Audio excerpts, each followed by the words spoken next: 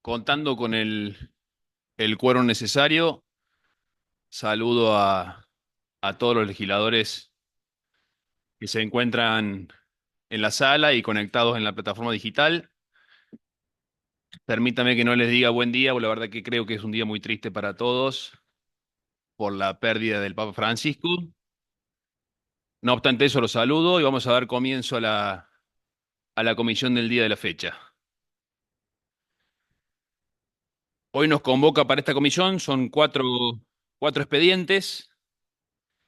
El primero es el 41735, que es el pliego remitido por el Poder Ejecutivo, solicitando acuerdo para designar al señor abogado Luciano Matías Rodríguez como fiscal de instrucción en la Fiscalía de Instrucción con competencia múltiple de sexto turno, perteneciente a la segunda circunscripción judicial, con asiento en la ciudad de Río Cuarto. Vamos a solicitar que se le invite a pasar a la sala, por favor.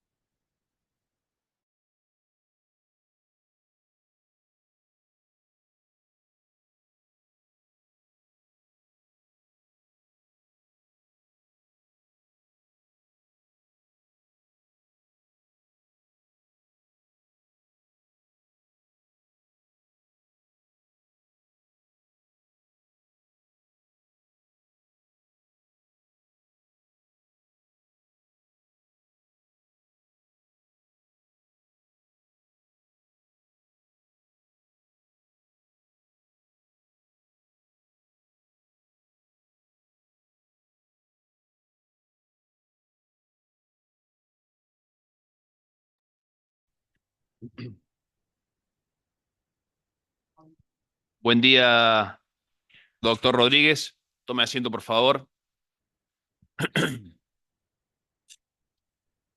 Bienvenido a la legislatura de Córdoba, a la Muchas gracias. comisión que me toca presidir. Como hacemos con todos, cuando nos toca hacer la entrevista personal, le voy a Gracias. solicitar que usted se presente ante los legisladores, son los que están en la sala y los que están por la plataforma digital, Bien, para luego sí dejar abiertas las preguntas, por favor. bueno, buenos días a todos. Mi nombre es Luciano Matías Rodríguez, soy nacido acá en la ciudad de Córdoba, pero bueno, mi niñez y adolescencia la transcurrí en Santa Rosa Río Primero. A los 18 me vine a estudiar a Córdoba, estudié acá abogacía en la Universidad Nacional de Córdoba. Estoy casado, tengo tres hijos, actualmente vivo en Río Cuarto. Mi esposa es de allá, entonces por una decisión familiar y cuestión familiar nos fuimos a vivir allá. Hace 5 años que vivo allá. Bueno, como les dije, estudié abogacía en la Universidad Nacional de Córdoba, me recibí en el año 2010. Después, en cuanto a lo académico, tengo diplomatura en Derecho Penal, después una especialización, he cursado una especialización en Derecho Judicial y la Judicatura en la Universidad Católica de Córdoba y varios cursos y de posgrado y de actualización. En lo que respecta a mi vida laboral, en el año 2011 ingresé como empleado del Poder Judicial.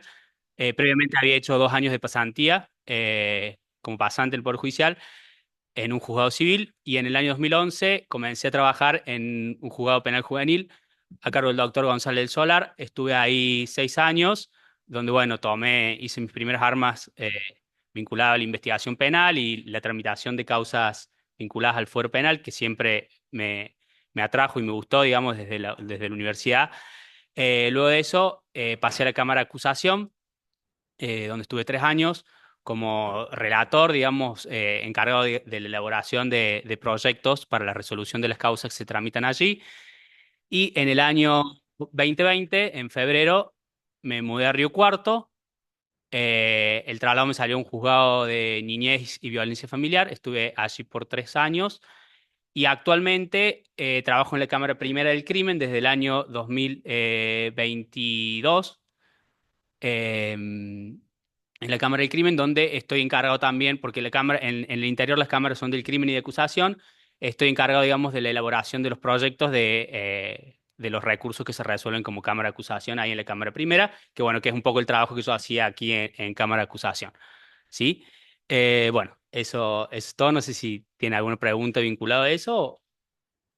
Muchísimas gracias. Ahora seguramente los legisladores van a poder hacer las preguntas que correspondan. ¿Algún legislador va a hacer uso de la palabra? Legislador Rodrigo Aurelo, buen día. Usted está en uso de la palabra. Buen día, doctor, ¿cómo le Buenos va? días. Mucho gusto. Doctor, Sí, yo tengo interés en que usted nos comente, sin que esto tenga ninguna gravitación en el acuerdo que podamos otorgarle eventualmente, pero yo veo que usted, entre sus muchos cursos, ha realizado varios que tienen que ver con el régimen penal de la minoría. sí. ¿Cómo ve usted la utilidad o la efectividad en términos integrales, ¿no? De una eventual reducción de la edad de la imputabilidad de los menores de edad? Bueno, un poco la vinculación de los cursos es por el inicio de mi carrera judicial. Yo estuve 6 años, como les dije, en el juzgado penal juvenil. Entonces, bueno, dediqué, digamos, ese tiempo para profundizar un poco el estudio de esa temática tan específica. Yo personalmente no estoy de acuerdo con la baja de la imputabilidad por varias cuestiones.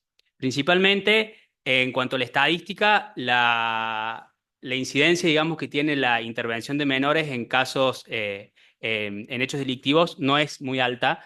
El otro día leí un informe que ronda alrededor del 3% y menos aún, y de ese 3% el 0,2, una cosa así, vinculada a menores inimputables. O sea que, más allá de que los casos puedan tener trascendencia, no influiría en la estadística, en los números, que obviamente que son fríos, en una cuestión de seguridad, ¿sí? Eso para partir. Como segundo punto de análisis, hay que tener en cuenta que las personas menores de edad son personas en desarrollo y justamente por eso requieren y tienen un régimen diferenciado, ¿sí? Entonces, yo entiendo que tenemos las herramientas actualmente necesarias como para atacar la delincuencia desde otro ámbito y hacerlo de manera preventiva y no desde un régimen cerrado o estructurado que se hace de servicio penitenciario o dependiente del Poder Ejecutivo a través de la CENAF como es actualmente, ¿sí? Creo que em, interviniendo, digamos, con lo que es la familia o el entorno familiar de la persona, se puede llegar a un trabajo que resuelva la problemática, la conflictiva penal juvenil de ese niño en particular y así ir trasladando, digamos, hacia el resto. Entonces, creo que la baja de la edad de imputabilidad no traería una solución a lo que es la a materia de inseguridad y a su vez tampoco resolvería la cuestión puntual de cada niño que está sometido a un proceso penal. En consecuencia, creo que no traería los beneficios que se pretende, digamos, con esta reforma. Y una eventual extensión del régimen penal juvenil hacia menores de 16 años, o sea, Sí. pongamos una arbitrariedad, 14 años. ¿Usted lo ve útil a eso, por ejemplo? No, o sea, me parece que no resulta de utilidad, justamente por esto, por la baja incidencia que tiene la cantidad de delitos que cometen los menores. A su Ujú. vez, creo que también nos podría traer como Estado consecuencias internacionales. El Estado argentino ha suscrito la Convención de Derechos del Niño. Si bien la Convención no regula una edad mínima para la edad de imputabilidad, el Comité de Derechos del Niño sugiere que sea entre 15 y 16 años.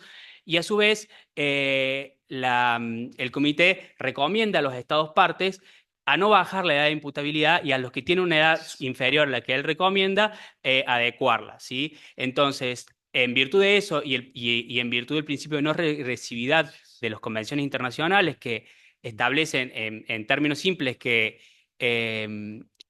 una vez alcanzados ciertos estándares de protección, no se podría regresar porque eso podría tener Ujú, consecuencias internacionales para el Estado. Digamos, ujú, esta baja de la edad de imputabilidad podría traer estas consecuencias de la responsabilidad del Estado, ¿sí? Responsabilidad internacional. ujú.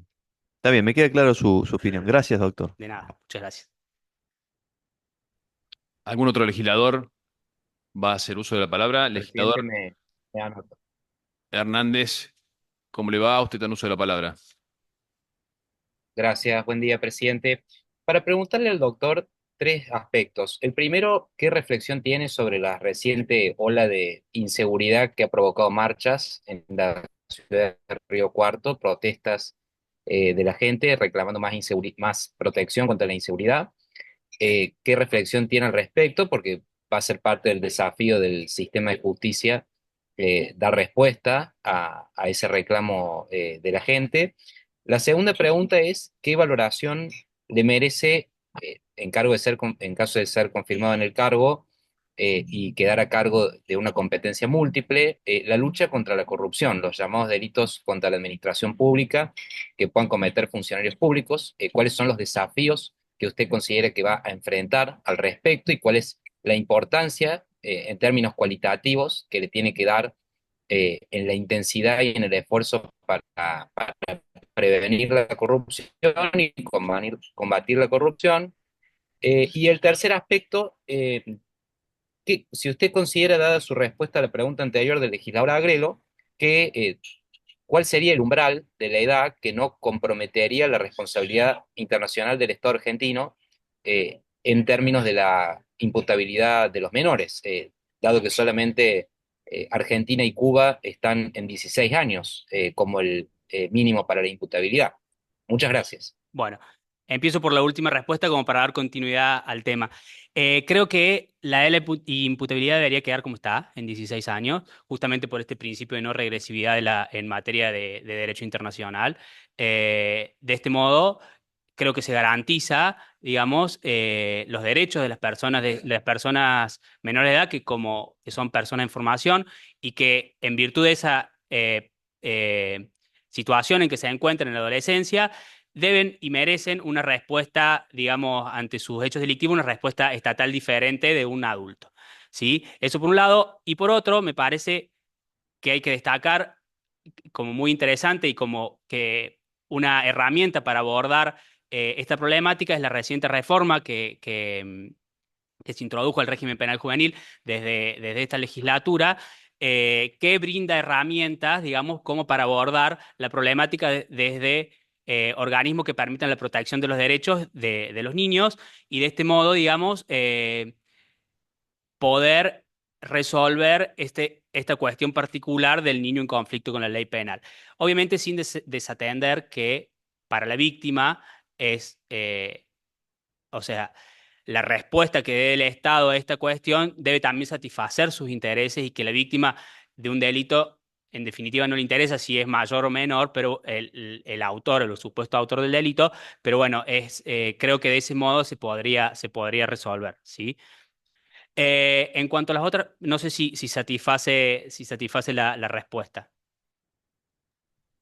Bueno, me gustaría una reflexión sobre que son solamente dos estados, por lo menos en América Latina, que están en 16 años y no son los únicos que han suscrito tratados internacionales de derechos humanos. Claro, como digo, me parece que el estándar es ese, digamos, y para el Comité de Derechos del Niño recomienda entre 15 y 16 años e insta a los estados a que no, el estado que tiene ese límite fijado y,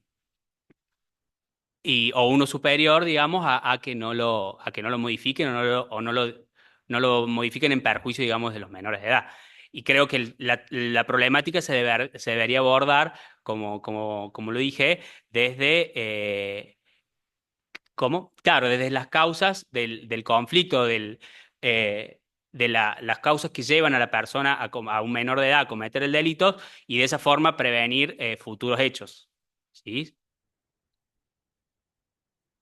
Muy bien, muchas gracias. Bueno, en cuanto a las otras, Sí, por favor, en cuanto a siga. las otras preguntas, en primer término, con relación a la cuestión de seguridad en la ciudad de Río Cuarto, actualmente en la ciudad de Río Cuarto son 4 fiscalías abocadas a la investigación de delitos comunes y una abocada a la investigación de las causas de narcotráfico.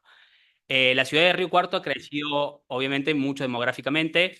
La cantidad o el número de fiscalías está fijada desde el año 98, ¿sí? Es la misma cantidad de fiscalías, estas 4 fiscalías son desde el año 98, o sea que ya hace mucho tiempo que digamos, es la misma cantidad de personal abocado, digamos, a la investigación de delitos en la ciudad. que no es solamente la ciudad, sino que comprende muchos ámbitos territoriales, un ámbito territorial mucho más amplio.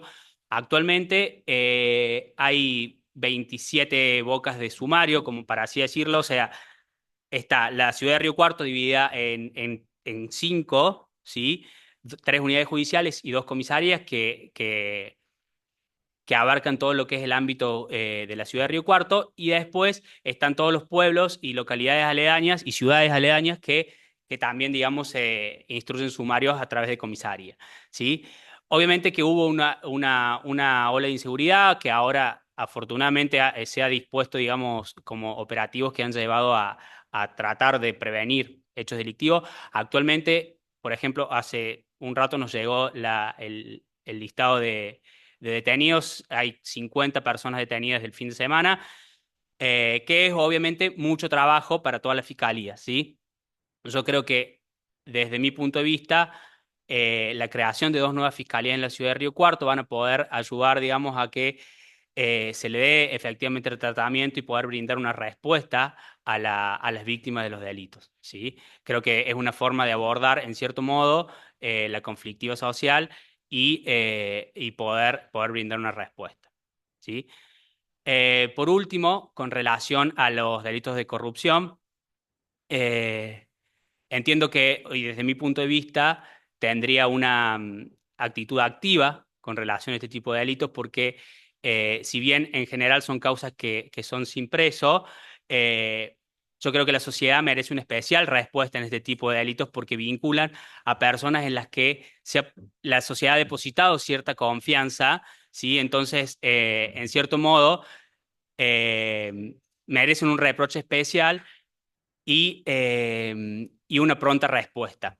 Además de eso, en este tipo de causas de corrupción, sí, o de delitos contra la administración pública, la prueba no llega a la fiscalía como llega en un hecho en el que hay un particular damnificado. Entonces creo que se necesita una actitud activa desde la fiscalía para lograr la investigación.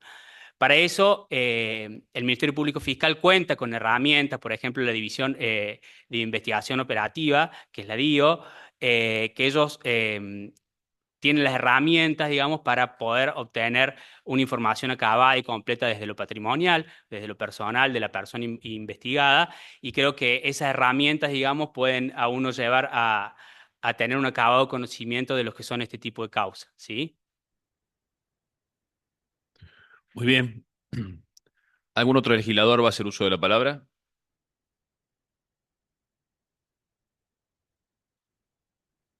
Legislador Eslava, que está en uso de la palabra. Sí, bueno, buenos días. Buenos días, Buenos días. doctor. ¿Qué dice?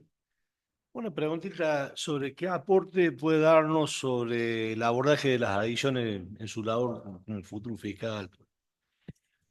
Bueno, creo que lamentablemente en los hechos delictivos muchas veces, no puedo arriesgar un porcentaje, pero en gran proporción de los casos, las adicciones o el hecho del consumo juega un papel importante, ya sea en las causas de hechos contra la propiedad o en hechos de violencia de género doméstica, ¿sí? Muchas veces las adicciones juegan un papel o un rol que llevan a magnificar estos delitos o que estos hechos se cometan, ¿sí? Yo creo que hay que, digamos, actuar de manera interconectada con los distintos organismos, ¿sí? Para poder brindar una respuesta acabada y un abordaje de la conflictiva desde lo penal y desde las distintas áreas para poder, digamos, tratar de resolver estos conflictos, ¿sí? Por ejemplo, tratar de que desde el inicio, o si una causa se resuelve, por ejemplo, mediante un juicio abreviado inicial o mediante una suspensión de juicio de prueba, imponer o tratar de que la persona que es el supuesto autor del delito o el autor del delito, si la causa se ha resuelto, pueda realizar o imponer entre sus condiciones la posibilidad o la necesidad de realizar un tratamiento para abordar su problemático vinculada, digamos, al consumo de estupefacientes, porque siempre es un elemento que magnifica, digamos, o facilita en cierto modo, digamos, la comisión de delitos. Obviamente sin desatender que se trata de una enfermedad, ¿sí? Que es una enfermedad que debe ser abordada como tal. Sí. Muy bien. ¿Algún otro legislador va a hacer uso de la palabra? Doctor Rodríguez, no habiendo más legisladores que hayan solicitado la palabra, hemos finalizado la entrevista personal con usted. Bueno, muchas Le gracias. agradezco mucho nuevamente haber Muchas venido a la gracias. legislatura y a esta comisión y éxitos. Bueno, muchas gracias.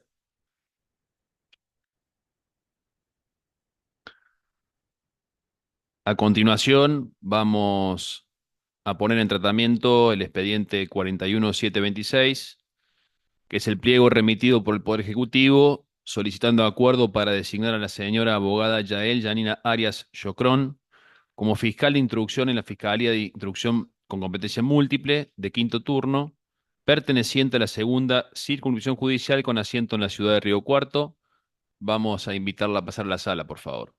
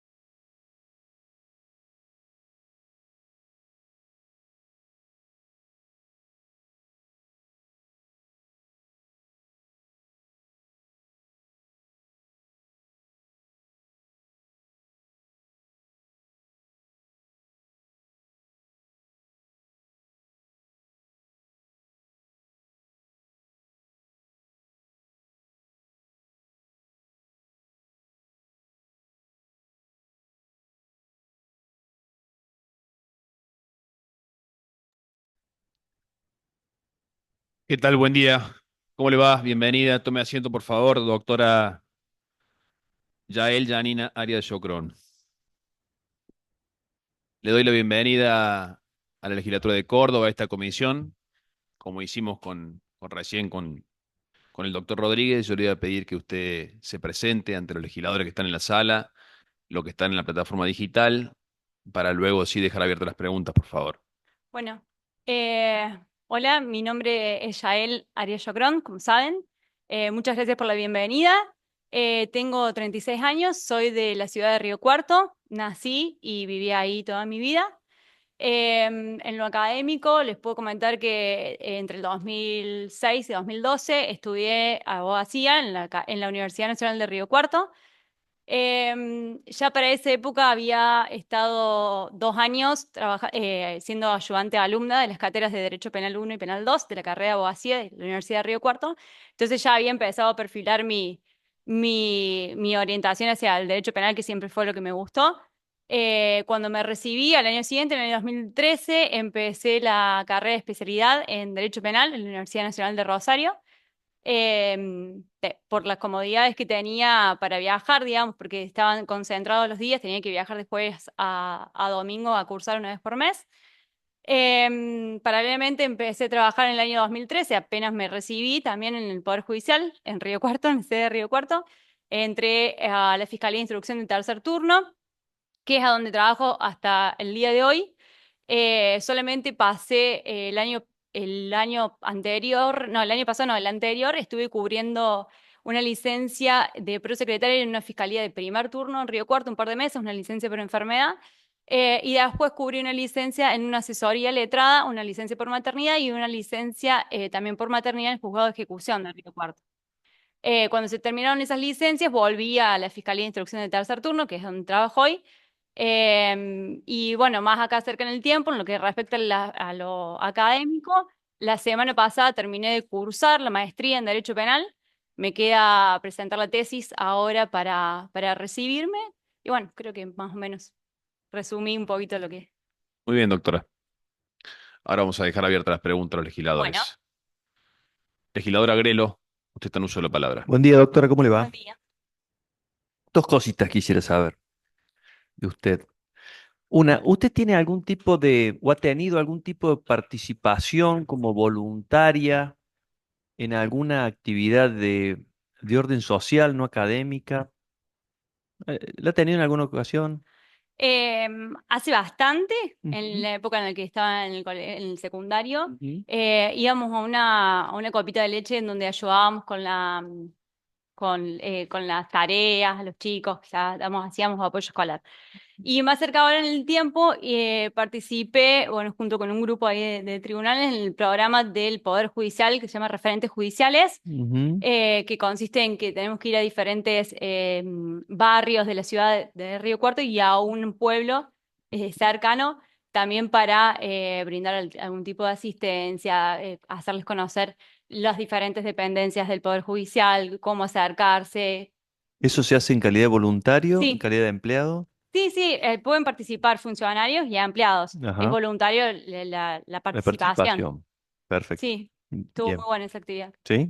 Bueno, buenísimo. Segundo, he visto entre las múltiples este, tareas académicas que usted ha, sobre todo en sus cursos, he visto varios vinculados al ciberdelito. ¿Estoy bien? Entonces quisiera saber, dentro de eso, ¿cómo ve usted que pueda estar la situación que tiene el Poder Judicial de Córdoba en el combate al ciberdelito? Es decir, el nivel tecnológico que pueda tener, las dificultades que habría que resolver, y en especial, si puede o tiene la posibilidad de hacernos alguna apreciación sobre el delito de grooming, ¿no? Que veo que usted también en algún momento se ha capacitado sobre eso. Gracias. Bueno, comentarles un poquito la realidad del interior que es distinta a la de Córdoba Capital. Nosotros en el trabajo en la Fiscalía recibimos, bueno, en lo que hace al grooming, por lo general las denuncias ingresan a través de los reportes NEMEC. Y no voy a decir que es fácil la tarea de la investigación de estos hechos, justamente por la falta de capacitación técnica. Lo que sí hacemos nosotros es recurrir a las diferentes oficinas que tiene Policía Judicial, que nos brindan un apoyo importante. Y también, en su caso, la Fiscalía Especializada de Ciberdelincuencia, que si bien no investiga en el caso, porque la competencia es nuestra, sí brindan un apoyo en el caso que nosotros necesitemos algún tipo de apoyo. Ellos sí tienen personal técnico trabajando en la fiscalía, nosotros no. Eh, pero bueno, creo que con este apoyo, obviamente, así como pasa en Río Cuarto, o sea, digamos, Córdoba Capital brinda este apoyo a todas las sedes de la provincia. En materia de recursos humanos es bastante limitado, pero bueno, parece. Para aclarar, le repregunto, cuando usted habla de falta de capacitación, como- bueno, usted habló de falta de capacitación. En en la lo primera técnico. parte, en la primera parte de su respuesta habla de falta de capacitación. ¿De quiénes, respecto específicamente de qué? Uno trata en el paso de los postulantes de hacerse de un panorama, ¿cierto? De la situación. Entonces, de algún modo uno aprovecha su presencia para eso. Entonces, cuando usted habla de falta de capacitación, está diciendo un tema muy delicado, ¿no? Que Sí, no, tienen que perseguir un delito muy extendido hoy y que hay falta de claro, capacitación. Entonces, perdón, lo que quiero decir es que hay muchos conocimientos específicos y técnicos que son ajenos a lo jurídico, que es a lo claro. que nosotros nos hemos formado, Ujú. que, por ejemplo, no sé, por ejemplo, los informes NEME que en su momento que venían en inglés, que nos tenían que estar explicando cuando hicimos las capacitaciones correspondientes, qué significaba el IP, que cómo se podía como engañar el uso de dónde se conectaba y además todas esas cuestiones puramente técnicas o tecnológicas que nosotros no lo Claro, hemos formado en eso claro. inicialmente. Nosotros somos abogados, sabemos de leyes y podemos resolver las causas, pero toda esa parte técnica que vienen a acompañar en esos delitos en particular, sí necesitamos la asistencia de estos organismos especializados de policía judicial o de la Fiscalía Especializada de Cibercrimen, que tiene personal técnico además del jurídico. Y en el staff de una fiscalía, ¿sería necesario, ve usted, en el caso de las fiscalías de múltiples, ¿no? De competencia múltiple, ¿sería necesario tener personal no abogado, llamémosle, técnico en estos temas dentro del staff o a usted les resulta suficiente con este equipo central al cual se puede recurrir? Siempre que si hubiese en un espacio ideal sería lo mejor, siempre tener un equipo que te esté trabajando en la propia fiscalía, lo cual entiendo que habría que verlo para en el manejo de los recursos, ver si en la cantidad de causas que hay en una determinada ciudad, que no puede ser la realidad la misma de Río Cuarto que de alguna otra zona, ver cómo se pueden redistribuir esos recursos, porque los recursos humanos, los recursos materiales siempre son limitados, lamentablemente. Ujú. Eh, Hoy por hoy, nosotros en Río Eso. Cuarto estamos trabajando bastante bien con Córdoba. Perfecto. Bueno, esa era mi inquietud, gracias. Gracias. ¿Algún otro legislador? Legislador Hernández, te está en uso de la palabra. Bueno, muchas gracias. Primero, felicitarla por el fin de la maestría y mucha suerte con la tesis, que es una etapa también Sí. desafiante. Lo segundo es hacerle tres preguntas. La primera es referida a la situación del sistema penitenciario en la provincia de Córdoba y su reflexión sobre una eventual reforma del Código Procesal Penal, en especial atención a el uso y o abuso de la prisión preventiva y de las causales para el dictado de la prisión preventiva, y si usted conoce estadísticamente cuántas personas están privadas de su libertad en la provincia de Córdoba con un tiempo prolongado o excesivo de prisión preventiva, y si se compadecen con la causal de peligrosidad procesal. O sea, una reflexión suya al respecto de ese tema. Eh, la segunda pregunta tiene que ver con la ola de inseguridad que ha azotado a la ciudad de Río Cuarto, que ha provocado marchas ciudadanas y reuniones de funcionarios del gobierno en la ciudad de Río Cuarto, que han expresado preocupación, y si usted fuera confirmada para el cargo al que se postula, como parte del sistema de justicia, tendría un rol ahí, si también, qué consideración tiene al respecto. La tercera pregunta es referida a este gravísimo problema que tenemos en la Argentina y en Córdoba en especial, sobre la corrupción. Y usted, con competencia múltiple, eventualmente puede llegar a investigar de oficio y o recibir denuncias sobre casos de corrupción que involucren a funcionarios públicos y contrapartes privadas. ¿Cuál es su valoración sobre el estado actual del sistema de justicia y cómo está preparado para combatir la corrupción? Y cualquier otra consideración que pueda hacer será bienvenida sobre ese tema. Muchas gracias. Bueno, respecto a lo del sistema carcelario, claramente es una situación preocupante en la provincia. Yo puedo hablar respecto a lo que sucede en Río Cuarto. Nosotros tenemos un establecimiento penitenciario en la ciudad que hoy tiene una capacidad para 700 alojados, y hay actualmente alrededor de 900 personas alojadas. Entonces la cárcel no hay más cupo. Entonces, ¿qué hacemos? Nosotros no tenemos, como pasa acá en Córdoba, que tienen la UCA previamente para alojarlo de manera transitoria.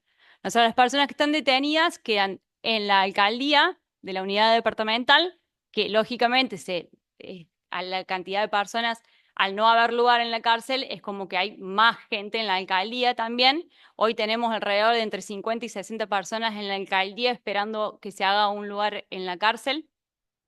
En la cárcel se está construyendo un nuevo módulo que de 700 va a elevar la capacidad de alojamiento a 1100 aproximadamente.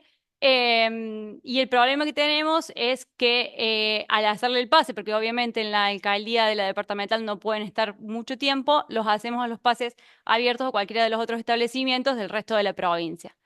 Vienen a Bower por lo general o a algún otro lugar, por ejemplo, a Cruz del Eje, ¿y qué pasa? Con esta persona queda completamente aislada de su núcleo familiar. Sí, mientras estaba en la alcaldía, que no tiene los comodidades de un establecimiento penitenciario, o sea, por ejemplo, desde la provisión de comida. La persona que está alojada depende de alguien, de algún familiar, amigo que le acerque la comida, porque si no, no tiene. Y cuando le hacemos el pase a la cárcel, vienen a un lugar completamente alejado de la ciudad, aislado de su familia, que no tienen los medios económicos muchas veces para que los vengan a visitar, con lo que ello implica. Y además nos ha pasado algunas veces, por incluso cuando se resuelve, por ejemplo, ya hecho el pase, el recupero de la libertad se efectiviza desde la ciudad de Córdoba, de Cruz del Eje, y la persona que recuperó la libertad no tiene los medios de cómo volver. No obstante, esta situación, en mi rol de fiscal, yo creo que hay que deslindar y reconocer las competencias de cada una de las esferas del Estado. Mi rol de fiscal no puedo dejar de, en el caso que se den los requisitos del 281, la prisión preventiva, dejar de solicitar, en el caso de flagrancia, la prisión preventiva o de dictarlo en los demás casos, porque no haya lugar en la cárcel. Sí creo, me parece, a tener en cuenta estos nuevos, o sea, digamos, otras alternativas para dictar o sea, digamos, que pueden reemplazar la prisión preventiva, como realizar juicios abreviados iniciales, que acortan los tiempos, ¿sí? O ver si en el caso lo permitiera alguna disponibilidad de la acción, bueno, tener en cuenta otras alternativas que permitan reducir los tiempos. Y respecto, no sé si me estoy olvidando algo, respecto a los tiempos de duración de la prisión preventiva, me parece que el 283 establece estos 3 años que son, que nos ponen como límite respecto a la prisión preventiva, en abstracto esos 3 años, pero también tener en cuenta que el mismo artículo 283 prevé que la prisión preventiva nunca puede durar más de lo que duraría la pena en el caso concreto. Entonces, en la medida en que no se traspase ese límite que desnaturalizaría la prisión preventiva, me parece que es adecuado si se dan los requisitos. No me acuerdo qué más habías preguntado. No sé si esa parte estuvo contestada. ¿Le puede recordar, legislador, la Sí, última sí, pregunta, sí, por está favor? bien. Digamos, está bien. Si usted tiene una estadística sobre la cantidad de personas alojadas por cumplir una prisión preventiva sin sentencia. No, estadísticas así con números exactos no tengo. Tengo esos números así de alojados en el establecimiento penitenciario de Río Cuarto, pero números exactos de cuánto están cumpliendo prisión preventiva hoy no. Muy bien. ¿Algún otro legislador va a hacer uso de la palabra? Gracias. Perdón, había dos Sí, preguntas no, pendientes es- respecto a otros dos temas. Uno era la corrupción y el Una- otro no me acuerdo. sí, y el otro, la ola de inseguridad en la ciudad de Río Ah, Cuarto. es.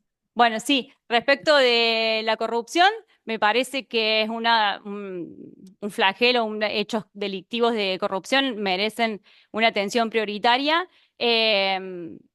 porque ponen en jaque el sistema democrático, porque son causas en donde el foco va a estar, la opinión pública va a tener puesto el foco, van a ser causas en donde los medios de comunicación van a estar presentes siguiéndolos, y principalmente porque la sociedad merece una respuesta y conocer la verdad de los hechos.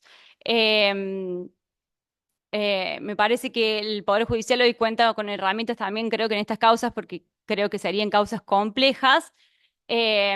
Tratarme si en mi rol de fiscal trataría de apoyarme en diferentes organismos de policía judicial, o como por ejemplo la DIO, la GIA, o pedir informes la UIF. Me parece que tener en cuenta que en estos clases de hechos, el rol de fiscal tiene que tener un rol activo en la búsqueda de los datos, para poder brindar o dar una solución a la sociedad. Y después la tercera era respecto a la ola de inseguridad que, bueno, hubo en Río Cuarto. Sí, creo que en el diagnóstico que yo puedo hacer por trabajar y por vivir en Río Cuarto, el 50% de los hechos que se investigan son hechos vinculados a delitos contra la propiedad. En el último tiempo se ha visto un incremento dentro de los delitos contra la propiedad, un incremento en la violencia con la que son cometidos los hechos, que eso fue lo que me parece que fue el disparador de estas manifestaciones a las que usted hizo referencia, y como por decirlo, alguna cierta desinhibición en la comisión de los hechos. Por ejemplo, no sé, antes, si había un robo domiciliario, capaz que se esperaba o se entraban a casas en donde estuvieran vacías o cuando la gente estaba de vacaciones, y hoy en día capaz que hay más hechos domiciliarios, más robos, hurtos domiciliarios con las familias adentro. Se ven más arrebatos en la calle.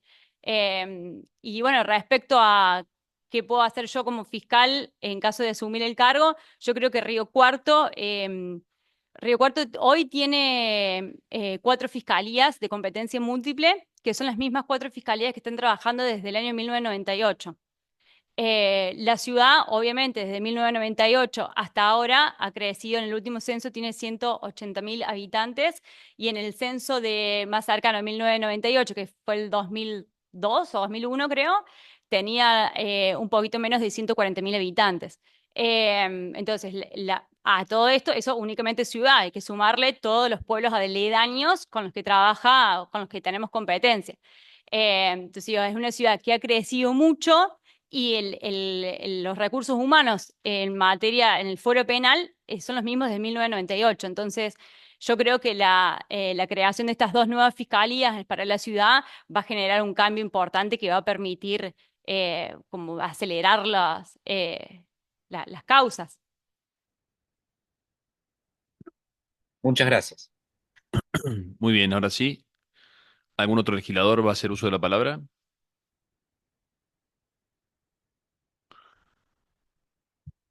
Doctora Aria Yocrom, le agradezco muchísimo por haber llegado hasta esta comisión en la legislatura de Córdoba. No hay más legisladores que hayan pedido el uso de la palabra, así que solo nos queda desearle éxitos en lo que sea seguramente su función. Bueno, muchísimas gracias. Hasta luego. Adiós.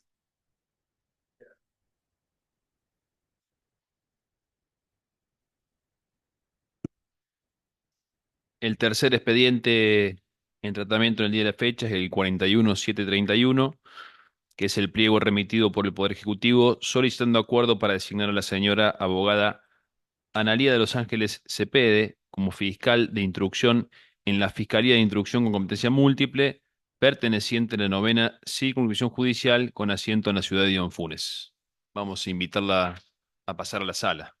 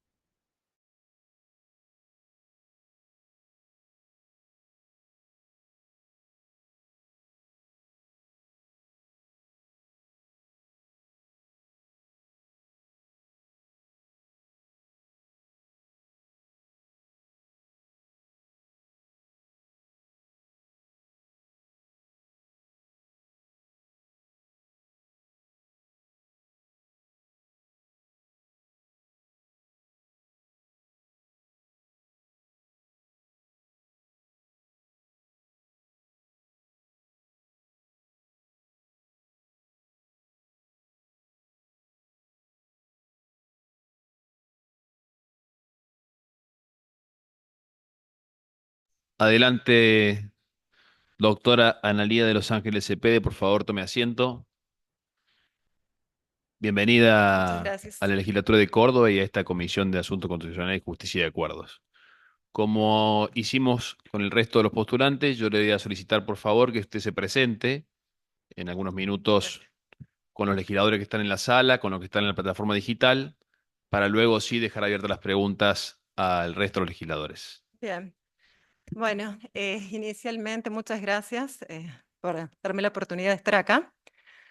Soy egresada en el año 2003 de la Universidad Nacional de Córdoba con el título de abogada. A partir de así, en el 2004 pude rendir para ingresar al Poder Judicial, ingresando con el cargo de meritorio en la Fiscalía de Instrucción de la ciudad de Dianfunes, lugar en donde a los 4 años que estaba trabajando tuve la posibilidad de volver a rendir para el primer cargo funcional, que es el de prosecretaria letrada, en la misma sede, quedándome en la ciudad de Dianfunes alrededor de 4 años ejerciendo la función.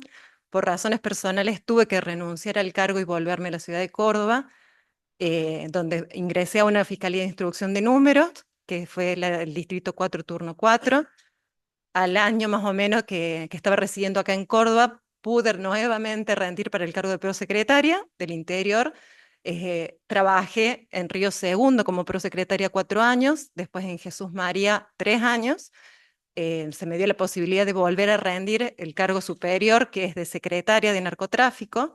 Rendí, aprobé y pude estar nuevamente en la ciudad de Dianfunes con el cargo de secretaria de Fiscalía de Lucha contra el Narcotráfico. Durante 2 años desempeñé la función, dándose la posibilidad de rendir ante el Consejo de la Magistratura el cargo de fiscal de Cámara. Lo aprobé al examen, pasé la entrevista al Consejo, pero al no haber vacantes, me nombraron como fiscal de instrucción reemplazante en la ciudad de Dianfunes, en reemplazo de la fiscal de instrucción, que sí pudo acceder al cargo de fiscal de Cámara en la ciudad de Cruz del Eje. Y desde ese momento me vengo desempeñando en la función de fiscal de instrucción en la sede. Obviamente que pasó un año, se volvió a rendir, se volvió a hacer la apertura de concurso para el cargo que actualmente estoy ejerciendo, así que lo tuve que rendir en el año 2023 y finalmente, bueno, pasé la entrevista del consejo y estoy acá presente. Muy bien. Ahora voy a dejar abiertas las preguntas a los legisladores. Legislador Rodrigo Agrelo, te dan uso de la palabra.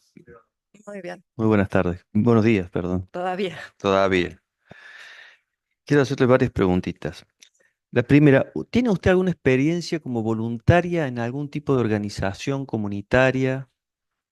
No como voluntaria, sí, en el tiempo que fui prosecretaria letrada en Dian Funes, había lo que antes era el juzgado de menores, ¿no? Que ahora es juzgado penal juvenil. Ujú, Y lo que se había organizado en la ciudad es un hogar de tránsito. ujú, En lo que hacíamos nosotros eran visitas diarias ujú. a los menores que obviamente no eran para quedarse definitivamente en el lugar, pero sí a nivel orientativo. Obviamente que no cobrábamos Claro. salario alguno. ¿En qué época era eso?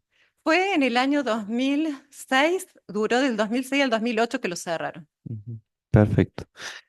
Otra inquietud. Su fiscalía va a tener competencia múltiple. Es de ¿Lo competencia tiene? múltiple, sí, la tiene. Usted sabe que le toca a los fiscales entender en causas que tienen que ver con la corrupción administrativa.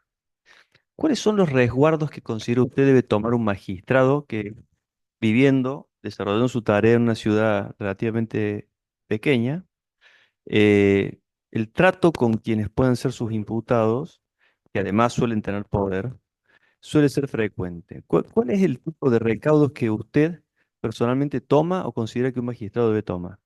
Bueno, creo que primero no se tienen que tomar decisiones aceleradas o imprudentes. Nosotros, al ser, como dice usted, fueron múltiples, pasamos de toda la gama de delitos, desde un abuso hasta justamente un delito contra la administración pública, que puede suceder. Me considero una persona prudente a la hora de decidir una imputación, por ejemplo. También me parece que, dado el lugar y la comunidad siendo tan pequeña, hay que ser prolijo con los medios de prensa en lo que se transmite como información oficial. Ser cuidadoso al momento justamente de dar a conocer lo que está como secreto de sumario y que obviamente la sociedad quiere y demanda una respuesta muchas veces y uno se siente presionado porque obviamente hoy con la facilidad de las redes sociales, todo se viraliza. Entonces creo que hay que mantenerse una mirada prudente, ser cuidadosos a la hora de brindar alguna información que puede afectar la imagen de la persona si no es realmente alguien que a futuro puede ser imputada, Ujú. justamente porque nos basamos en lo que es la verdad real. Una vez que tenemos el cúmulo de pruebas que realmente acreditan que estamos en condiciones de dar un segundo paso, bueno, ahí me parece que ya sería la parte de visualizarlo ante la sociedad.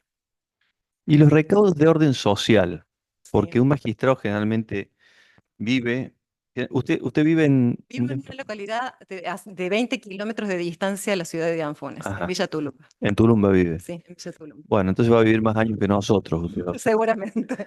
Este, entonces, somos del norte con el doctor. Eh, entonces mi pregunta es esta, ¿qué recaudos de orden social? Porque un magistrado también es una persona que hace deportes, que tiene hijos que van al colegio, que tiene padres que invitan a sus hijos a los cumpleaños. ¿Qué recaudo de esa índole toma usted o debería tomar un magistrado? En mi caso particular, yo no he formado grupo social dentro del lugar donde vivo, Ujú, por una cuestión que no me dan los tiempos y que la gente del norte también tiene ciertas particularidades. Es una localidad por ahí bastante cerrada, donde tienen sus propias idiosincrasias, entonces no he logrado formar grupo de amistades a nivel social. Lo que me beneficia porque claro, al ser oriundo de Córdoba, sigo claro. manteniendo mi grupo social ajeno al lugar. Y en cuanto a lo personal, yo soy una persona que hago mucha actividad física al aire libre Ujú, y realmente no he tenido ningún tipo de inconveniente. Está bien, donde voy a hacerlo quizás no es compartida la actividad, entonces al está bien. hacerlo sola no me permite justamente el que Sería me una ventaja, avasalla. Es sería una una ventaja. ventaja, totalmente. Y para finalizar, dos cositas más. ¿Cuál es el criterio que tiene usted? Sé que especialmente hay un problema allá, entonces la pregunta tiene tiene la idea de hacerme de su criterio. ¿Cuál es el criterio que tiene usted respecto de la admisión de la calidad de querellantes para los ciudadanos comunes o para las instituciones que tienen en su objeto el combate a la corrupción? ¿Cuál es el criterio de admisibilidad que usted tiene? Bueno, recientemente tenemos una causa que se está tramitando hace un mes y medio, que es una denuncia en contra de la cooperativa, que la han realizado un grupo de socios. Nosotros en esta oportunidad se le explicó porque tuve la posibilidad de que asistan a mi despacho y les hice saber que, dado que justamente lo que la Constitución en parte como creyente demandaba que se represente a todos los asociados, no solamente a este grupo Ujú, pequeño que son los que se presentaron, nosotros lo que hacíamos era decretarle la inadmisibilidad a ellos en representación de la cooperativa, porque quien asistía en representación legítima, quien tenía la actividad o sea, legítima para poder representarlos a todos, considerábamos que era justamente lo que es el consejo de la administración de la cooperativa, en representación de ellos. Ese decreto de inadmisibilidad, el abogado en esa oportunidad se opuso, pasó al juez de control y el ujú, juez de control consideró de que realmente no estaban legitimados, sino que debían ser representados por el Consejo de la Administración que está en este momento. Por eso cuando baja la causa lo citamos al representante, en este caso el denunciado es el presidente, quien ujú, lo reemplaza es el vice. Se le ujú, notifica como de todo lo que es derecho a las víctimas y se le hace conocer la posibilidad de constituirse en parte.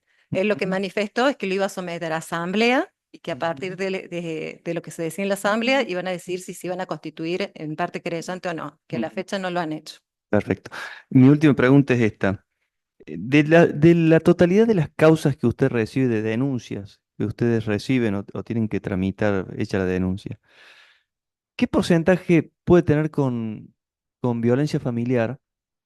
Y dentro de ese porcentaje, ¿qué incidencia tiene el consumo de alcohol y de drogas, según usted pueda Sí, advertir ahí? lamentablemente en el norte todavía tenemos una alta estadística de lo que son las causas de violencia familiar. Abuso sexual y violencia familiar y de género es el 90% de nuestras causas. Es realmente alarmante, es 90%. el 90%. Lamentablemente viene de la mano, creo que en alguna entrevista lo supe escuchar con el proyecto de ley de la emergencia de salud mental suyo, que realmente el consumo de sustancia generalmente va de la mano con la violencia. Y Ujú, nos vemos realmente con el problema también de que muchas veces ese alto consumo de sustancias, de alcohol y demás, hacen que cuando cometen el hecho sean inimputables y que el protocolo los entrega como protocolo de salud mental y al otro día los estabilizan y están de vuelta en el pueblo circulando y genera alarma. La verdad que lo he visto porque me ha interesado, porque es una temática que nosotros en el la norte la vive. tenemos constante. Yo tengo, perdón, pero tengo un loco que todos los días me va a visitar al despacho. Ujú, Pasa, porque nosotros todavía no tenemos edificio nuevo, entonces estamos en una casa. pasa derecho. Pasa derecho, toca la puerta, pasa, me saluda, sale y un día viene agresivo, al otro día viene estabilizado, pero realmente es preocupante. Mm, Nosotros, así como el 90% de las causas de violencia familiar son las que ingresan y de abuso sexual, estas causas vienen con preso, o sea, ya vienen para quedar detenidos y ujú, dictar prisión preventiva y elevar la causa a juicio ujú, en esa calidad, ¿no? No, no son hechos aislados, sino son hechos realmente graves, ujú. donde estaba tan naturalizado a veces el ciclo de la violencia que ahora que medianamente hay un poco más de información y se animan a Claro, denunciar, terminan, bueno, con hechos de años que claro. recién ahora denuncian, pero bueno, de mucha cantidad de años de sometimiento. Entonces, terminan siendo causas con preso. Perdóname la comisión si me extiendo, pero me parece importante porque días pasados tuvimos también, ¿se acuerdan? La presencia de un postulante para la Fiscalía de Villa Dolores. No, venía de Cruz del Eje, venía de Cruz del Eje. ¿Hay alguna idiosincrasia que usted advierta que en las personas, ¿no? En relación a la cuestión de los sexos, del género, que usted diría que deba abordarse? ¿Hay alguna cuestión cultural ahí en el sustrato de estas comunidades que exigirían en el sistema educativo, en el sistema sanitario, no sé, algún abordaje en particular. Tratamos a través de lo que son los referentes judiciales Sí, de poder ir por localidades, por decirle Quilino, que es una localidad que está sí. distante a 30 kilómetros de Dianfunes, 50 kilómetros, pero que se nota realmente la diferencia a nivel cultural y social en muchos aspectos, de información, de relación social, de relaciones familiares.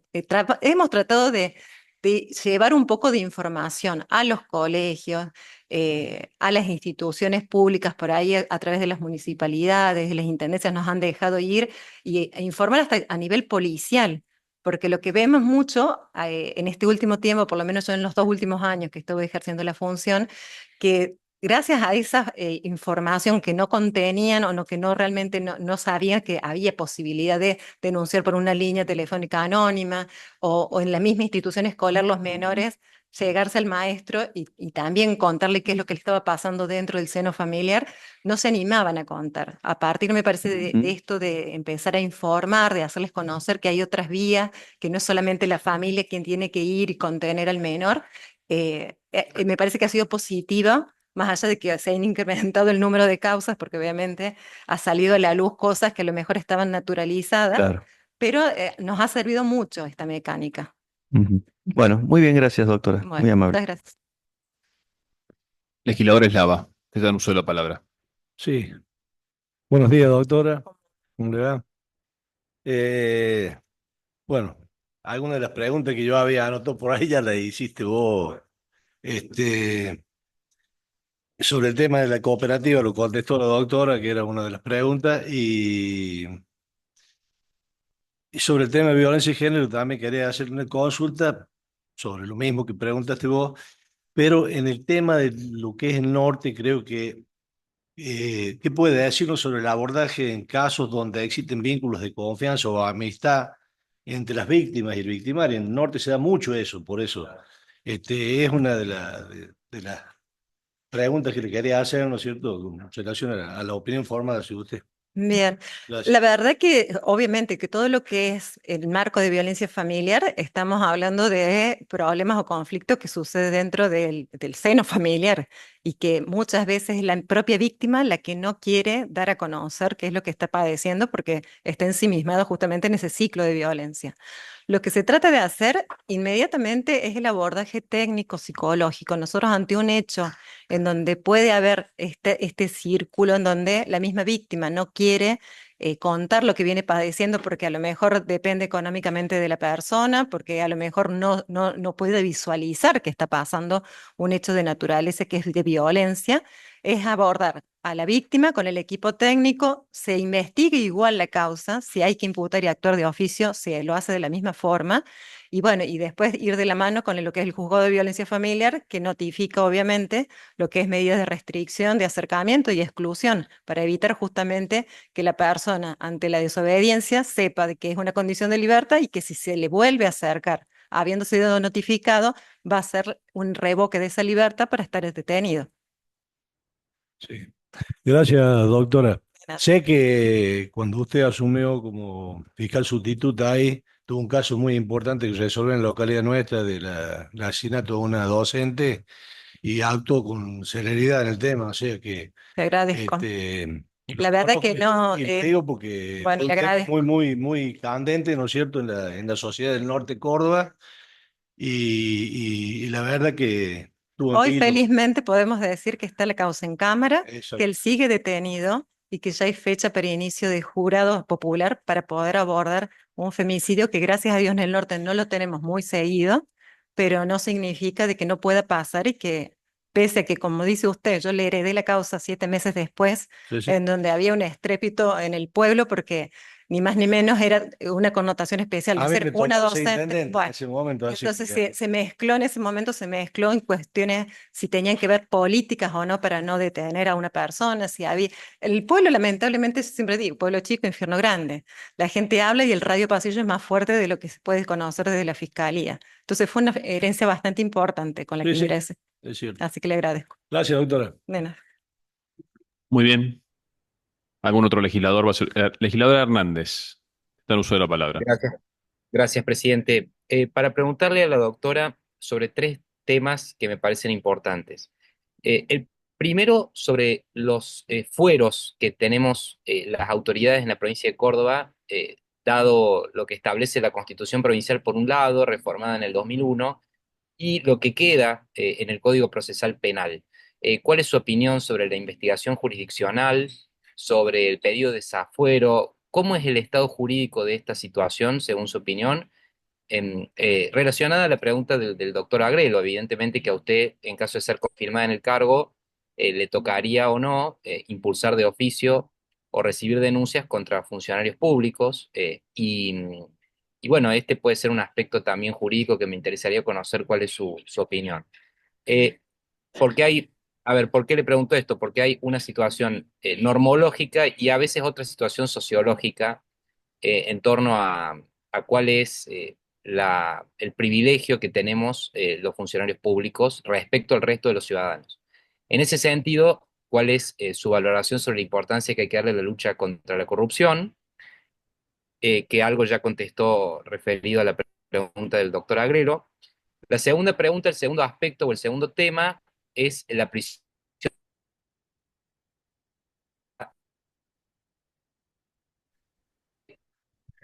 Legisladora Hernández se ha quedado, dado que se han incorporado muchos. se había quedado sin sonido. ¿Puede repetir la pregunta? Que Y me no sé imagino si que se... debe ser la de la prisión preventiva. Ah,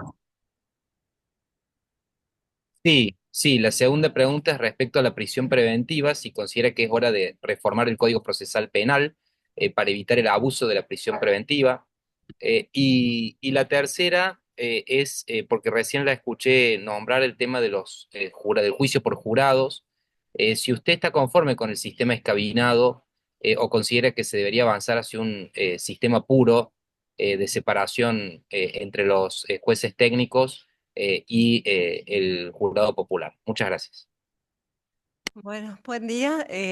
Voy a empezar de atrás para adelante. Con relación al juicio por jurado, considero que es importante que la sociedad participe dentro de lo que es la segunda etapa, ¿no? De la instrucción, que es justamente el juicio oral, porque la mirada de la sociedad es lo que por ahí también termina retransmitiendo lo que se considera como injusto, ¿no? Entonces, tener el sistema escandinavo mezclado, la parte técnica con la parte lega, con la parte de la sociedad, la considero que se ajusta. Me parece positivo el resultado. Con relación a la prisión preventiva, nosotros todavía no hemos implementado lo que son las prisiones preventivas orales, que se reformó ahora hace poquito, porque no tenemos hechos en flagrancia. Entonces, las prisiones preventivas que tenemos siguen siendo a la vieja usanza en donde es un sistema escrito. Y obviamente que con lo que dije, que el 90% de las causas que tenemos de violencia familiar, que son las que ingresan, y de abuso sexual, dada la temática y dada la escala penal de esos delitos, nos autorizan justamente por el peligro procesal a dictarlas. Así que, así como ingresan como con preso, como dije, y se elevan en esa misma calidad. Y con relación al desafuero y los privilegios a nivel funcional, nosotros nos ajustamos a lo que el código dice. No hemos tenido hasta la fecha más que una investigación jurisdiccional por un juez de paz, en donde obviamente que se presentó la acusación al juez de control y él se encargó de hacer la investigación y finalmente terminó cerrándose con la elevación a juicio y ha sido condenado en la Cámara, pero respetamos lo que es normativamente lo que nos establece el código. ¿No considera que existe una incompatibilidad entre lo que establece la Constitución y lo que establece el Código, atento a la jerarquía normativa? No, considero que se ajusta. Y respecto al sistema escabinado, ¿no considera que existe una tutela de parte de los jueces técnicos por sobre los jurados populares al momento de la deliberación?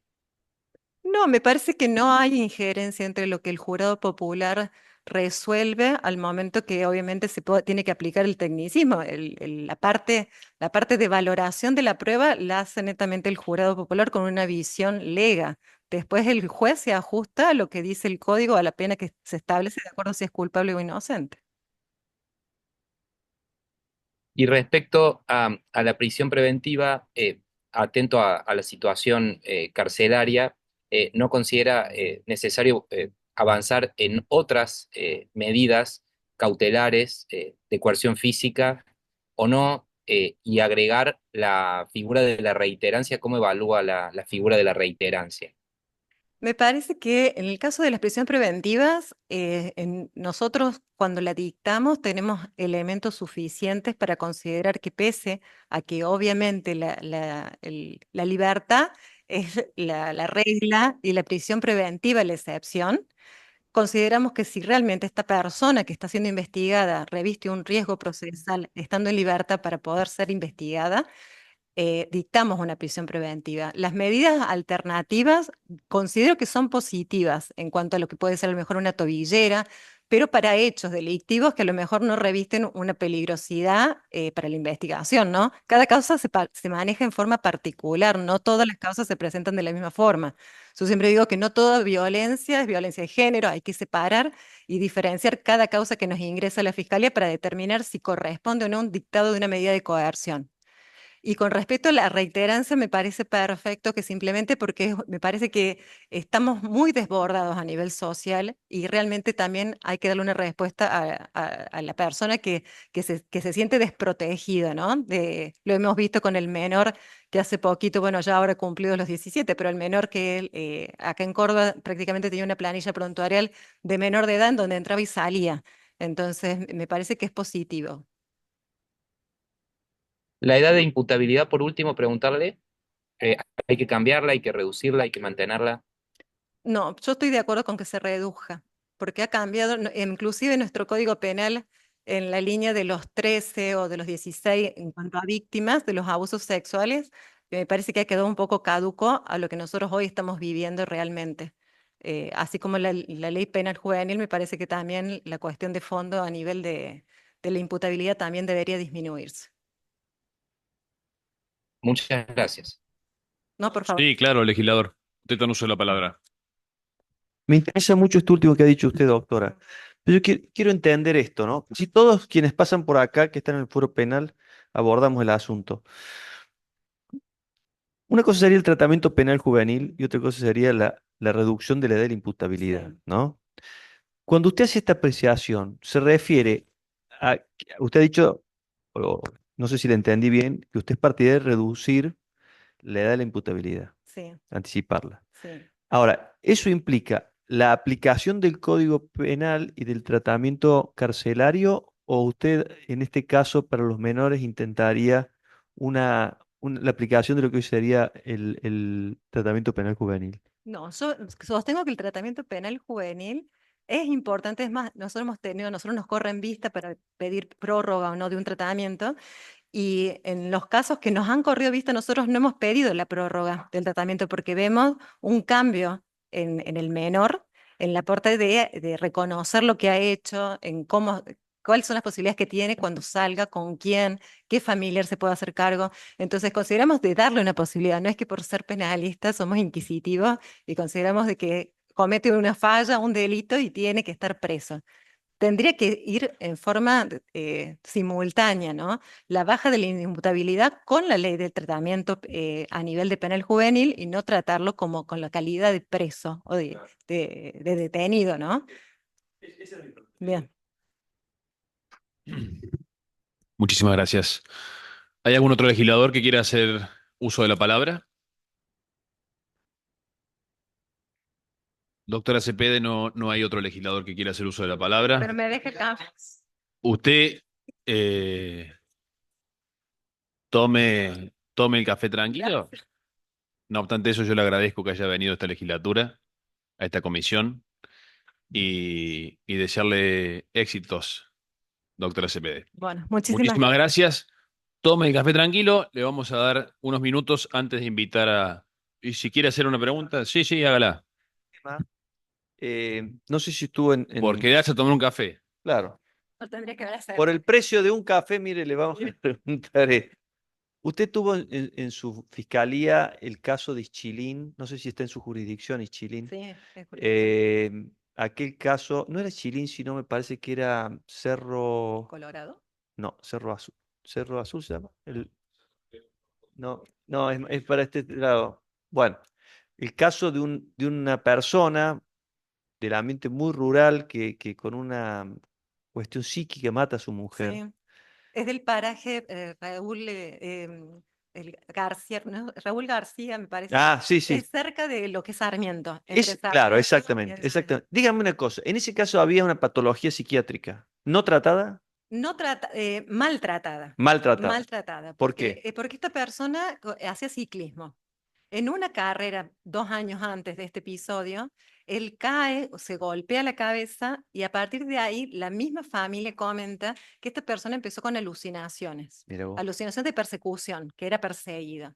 Entonces, en esa primera instancia decidieron llevarlo al sanatorio Morra. Dice que estuvo internado alrededor de 2 meses. Ujú. No advirtieron ningún problema en darle el alta médica en internación, pero sí con un seguimiento. Y este hombre no se sometió al tratamiento. De hecho, él no estaba con licencia, iba a trabajar a la empresa Arcor, iba a trabajar todos los días, tenía un trato cordial con sus compañeros de trabajo.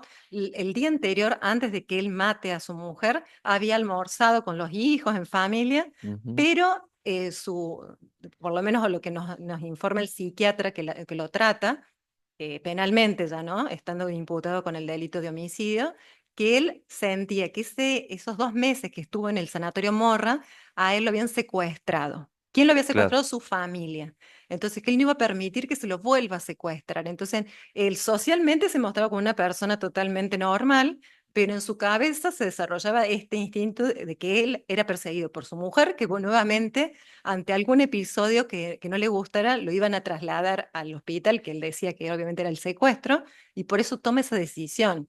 Imagínese, hoy él está todavía internado, ujú. pero la familia está totalmente atemorizada de que se le dé la alta médica porque ¿Es inimputable? es inimputable para el hecho. Ujú. Pero O sea, obviamente, ahí teníamos un caso, ¿no? Es sí, decir, ¿cómo se hace para la contención prolongada de la persona en base a la ley de salud mental? hay que cambiar la ley de salud mental. Y bueno, en eso estamos.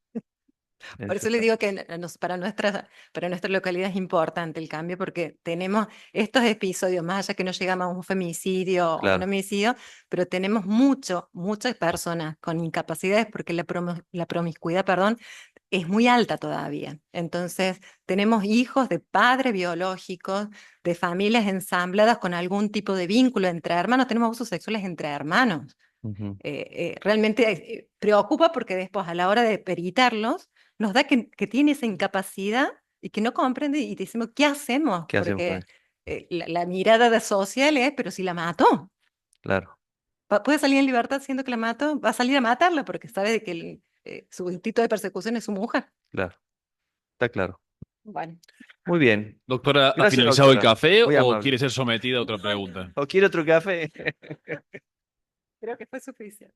Gracias, doctora. Muchas gracias, que Que tenga tenga un buen buen día. día. Por último, vamos a poner en tratamiento el expediente 41519, que es el pliego remitido por el Poder Ejecutivo, solicitando acuerdo para designar a la señora abogada Carolina Alejandra Lerda como defensora en la asesoría penal de 21º turno del Centro Judicial Capital, perteneciente a la primera circunscripción judicial con sede en la ciudad de Córdoba. Vamos a invitar a pasar a la sala, por favor.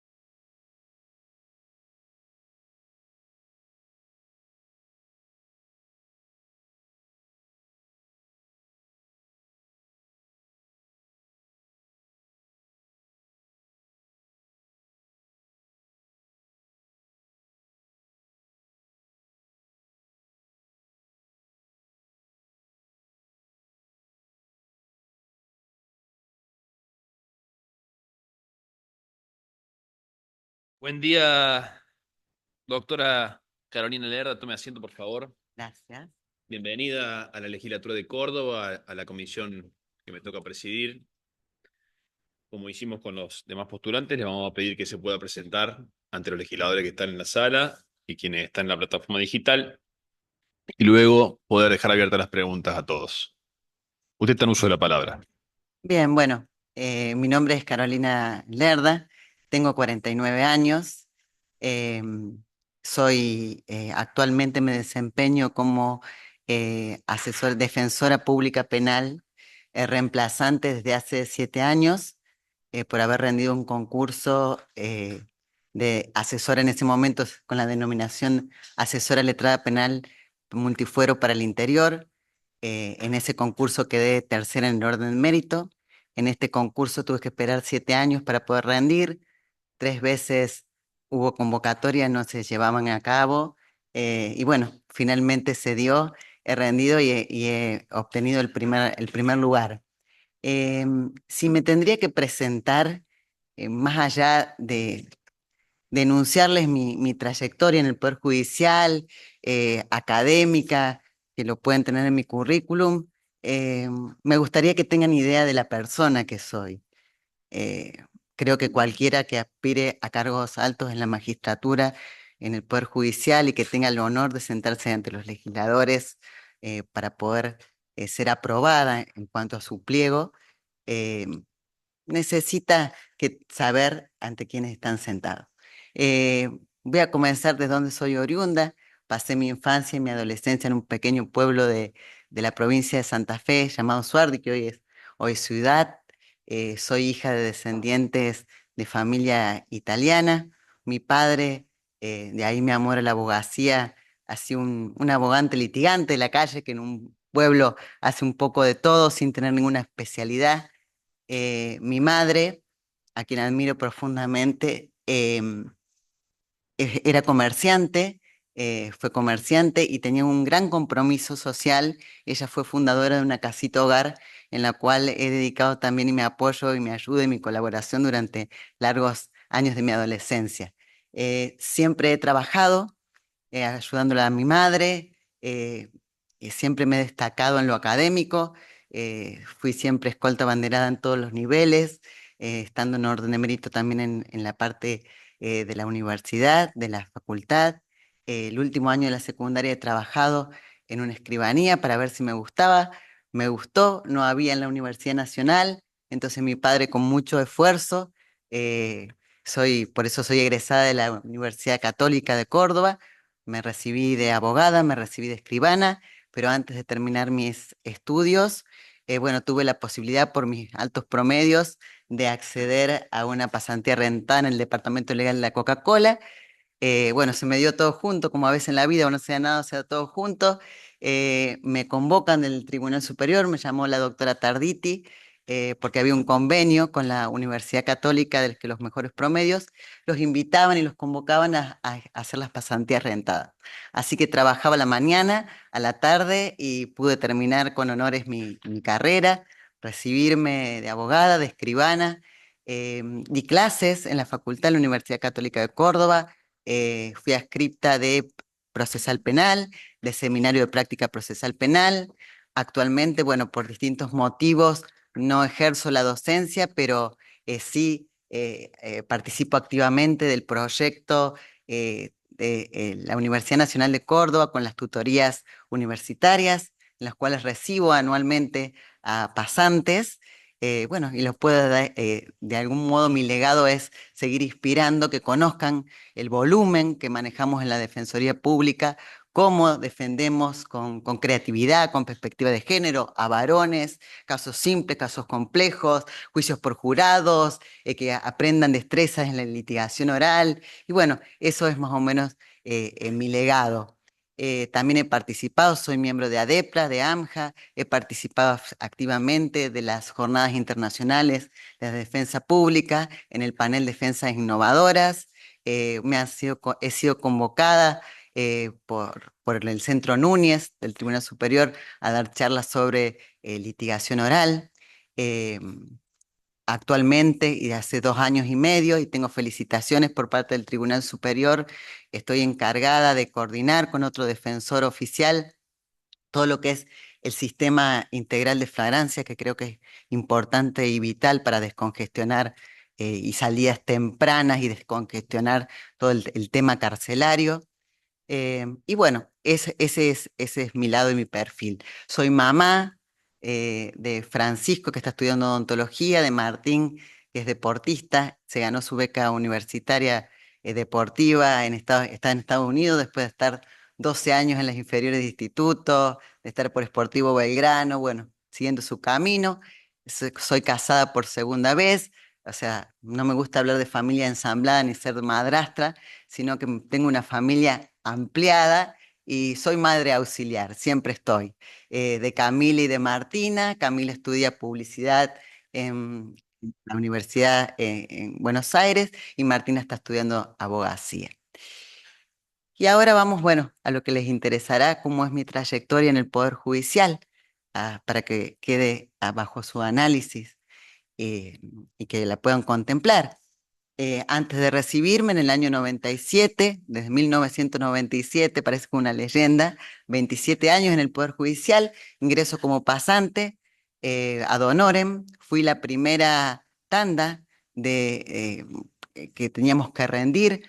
Antes no se tenía que rendir para ingresar en el Poder Judicial, para ingresar como escribiente. Antes de que me nombren como escribiente, crean una categoría en un escalafón inferior de meritorio, así que ingreso como meritorio. He trabajado en distintos roles y en distintos estamentos del Poder Judicial, en cámaras del crimen, en fiscalías de instrucción, hasta que en el año 2007 soy convocada por Wilfrido Pérez, quien ahora está a cargo de la Oficina de Derechos Humanos. En ese momento era asesor letrado penal, trabajaba para la Fiscalía y me invita a formar parte de la defensa pública. Así que desde el año 2007, hace 17 años, que pertenezco a la defensa pública, no obstante rendido otros concursos, rendido para ser prosecretaria de juzgado de control, quedé 17 en la orden de mérito, estuve 2 años trabajando con el doctor Cornejo, volví por elección a la defensa pública, rendí para secretaria penal juvenil, que tuve que diferir mi cargo y se venció ese concurso. Rendí, como no se daba lo de el cargo para lo cual estoy de reemplazante, para jueza de control, obtuve en el escrito la tercera mejor nota. Quedé en una nómina, no alcancé los 70 puntos, pero fue todo un esfuerzo en medio de la pandemia. Y bueno, y finalmente logré poder rendir para el cargo al cual aspiro, que es el ser del defensora pública penal con sede en Capital. Mi labor, desde esos largos 17 años, siempre fui muy inquieta y siempre con empatía y creatividad traté de gestionar normas prácticas para que en un sistema tan escueto, con poca gente como es la Defensoría Pública, pueda dinamizarse y dar respuestas a los sectores más vulnerables que son a los que asistimos y defendemos. Por eso participé activamente siendo empleada de los primeros bocetos de la reforma de la ley del Ministerio Público de la Defensa, que a partir de septiembre del año pasado, la ley 10.915, con mucho honor ya tenemos defensor oficial general y están designados los adjuntos. Participé en programas de gestión para mejorar el trabajo en cuanto a la celeridad y a las respuestas, y estoy hace 2 años y medio en el tema del sistema integral de flagrancia, que creo que es muy importante, y he sido convocada varias veces, bueno, a dar charlas y conferencias sobre este aspecto.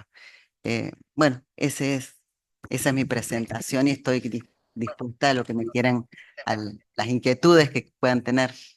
Muy bien, doctora. Muchísimas gracias. Ahora vamos a dejar abiertas las preguntas. ¿Hay alguien que tiene sonido abierto, por favor, de la plataforma digital? Gracias. Ahora vamos a dejar abiertas las preguntas a los legisladores. ¿Algún legislador va a hacer uso de la palabra? El legislador Rodrigo Agrelo va a hacer uso de la palabra. Y doctora, ¿cómo le va? Muy Mucho bien. gusto. ¿cuál es el perfil, o mejor dicho, de sus defendidos en todos estos años? ¿Qué tipología de delito predomina? Y si existe alguna herramienta de la que ustedes carezcan y que la ley debería otorgarles, dotarles para un mejor ejercicio de su función. Mire, doctor, se pueden distinguir dos grandes grupos Ujú, y son los asistidos en causas de imputados en libertad y las personas privadas de libertad, que son nuestra prioridad. Y dentro de esto, el sector perteneciente a los que son mayores de edad y a los que son menores de edad, porque como defensora pública oficial también ejercemos la representación complementaria del artículo 103 del Código Civil con relación a las personas que son, digamos, a los menores de 18 años, de 16 y ujú, 17 años que están en conflicto con la ley penal.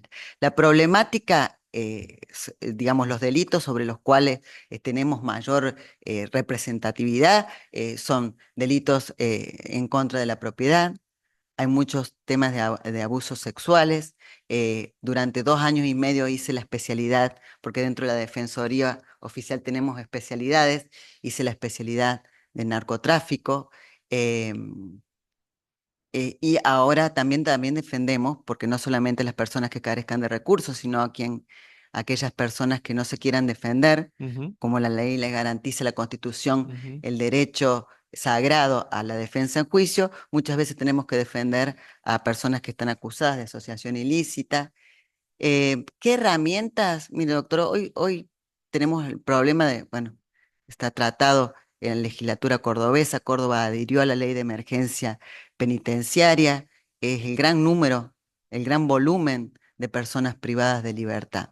Pienso que se nos ha acercado por parte del Ministerio de Justicia herramientas muy valiosas, como son la posibilidad de que el defensor oficial, no solamente los fiscales o las cámaras puedan decidir, sino el defensor oficial pueda postular salidas alternativas que no impliquen prisionerización, pero que den también seguridad y resguardo a la Ujú. población en general y a las víctimas, como lo que es la tobillera electrónica. Pienso que eso es descongestionaría el sistema.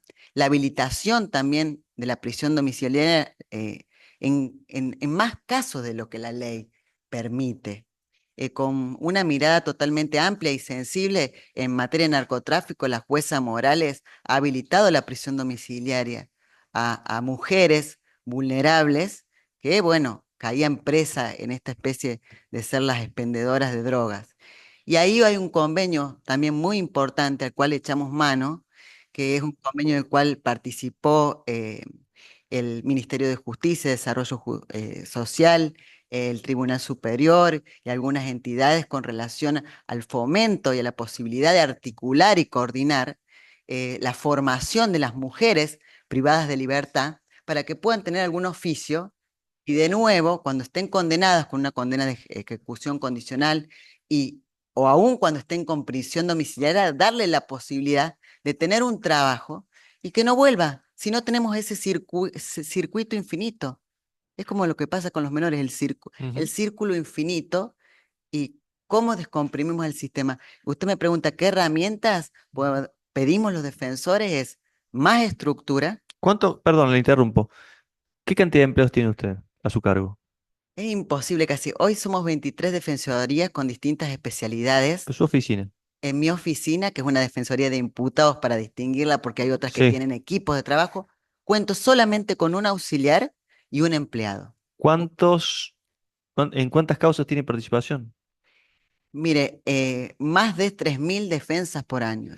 El año pasado he entrado a más de 100 audiencias de distinta índole. Usted y una empleada. Generalmente yo, No doctor, digo, usted y una empleada trabajan en la sí, asesoría. pero en las audiencias está habilitado por Ingresa usted. acordada el auxiliar colaborador a entrar a una determinada serie de audiencias, pero a veces tenemos complicaciones porque los jueces quieren que vayamos en persona.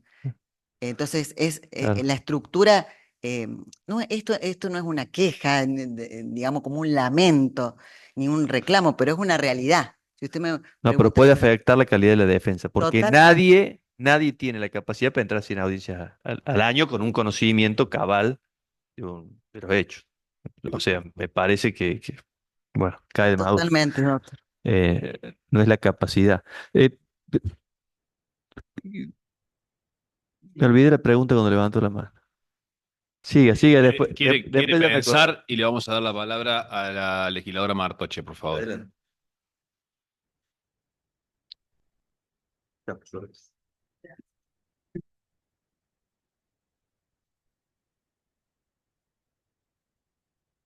Buenos días, doctora. Buenos días. Eh, Me quedé pensando recién que justo el legislador Agrelo le hacía este comentario porque hay un proyecto en la legislatura, no soy yo la autora, pero es autora la oficialismo y la oposición, y que hace referencia justamente al tema que usted recién mencionó, que es el tema de medidas como las tobilleras para ciertos casos, casos de eh, sin antecedentes, casos sin peligro de fuga, estipulando, no estableciendo específicamente qué delitos podrían ser, en qué condiciones.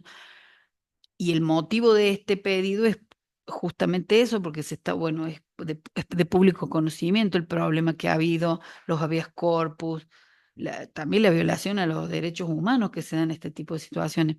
¿Usted le parece interesante una medida así? O sea, Me parece interesante cualquier medida alternativa sí. en la cual la prisión, digamos, la privación de libertad respete los cánones internacionales y las convenciones internacionales de derechos humanos, en la cual el Estado argentino, el Estado provincial y el Estado nacional estamos obligados a cumplir. Entonces, si hay otras vías de escape para descongestionar el sistema, hablo en mayores y hablo en menores, Sí.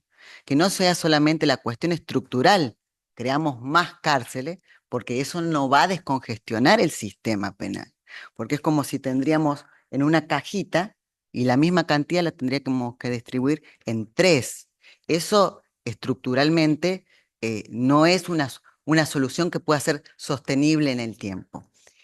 Incluso Córdoba ha sido pionera hasta en el régimen penal juvenil, que propende a la utilización de medidas alternativas, a la conciliación, a la utilización de dispositivos electrónicos, al monitoreo territorial con relación a los menores y que el reclamo de la sociedad con relación a los menores, de bajar lo que está siendo debatiendo actualmente en el Congreso de la Nación. Creo que Córdoba dio un paso adelante, porque con la cuestión es en conflicto, que es una ley, la 22278 del año del 1980, de la dictadura, el reclamo social ante los casos como de Kim Gómez, como lo que ha pasado en Rosario, de basta de las puertas giratorias, de pena de adulto, delito de adulto, pena de adulto, tenemos que ver cuáles son las vías alternativas, porque el sistema penal, cuando hablamos de penas y de alternativas, quiere decir que ya ha llegado tarde a lo que es una labor preventiva, ¿sí? Entonces, si el problema no es abordado interdisciplinariamente, con modos y métodos de descongestión, como salidas, como la incorporación que Córdoba hace en la ley 11.053, ahora de marzo, que regula el régimen penal juvenil en cuanto a procedimiento, de estas alternativas, como es la introducción de la justicia restaurativa, la mediación penal, y por último, cuando hay delitos sí graves, que la gente quiere una respuesta, aunque sea un menor de 15 años, la gente, un menor no punible, quiere una respuesta, y quiere que no sea y no tenga la misma levedad que si tenemos un menor que roba un salamín y entra por primera vez en el sistema penal. Entonces, Córdoba fue compacta en eso, en lo que postuló que puede el juez penal juvenil dictar y disponer de medidas, digamos, privativas de la libertad, de medidas precautorias, digamos, pero que son privativas de la libertad, en caso de delitos graves, homicidios calificados, robos calificados con el uso de arma operativa, lesiones graves y gravísimas, abusos sexuales agravados. Entonces Córdoba va a la vanguardia, crea una mesa también de diálogo institucional y de coordinación para ver y analizar cuál es la génesis, porque yo me pregunto, he defendido a múltiples casos donde están involucrados niños y adolescentes, y le puedo decir que hay un patrón común en cuanto a cuál es la causa y el origen. Y esto está lo hablo mucho porque es llamativo que a los 8 años, por una cuestión de exclusión social, de vulnerabilidad, que no justifica, estoy hablando de contexto y de análisis de causa, no justifico, sino de contexto.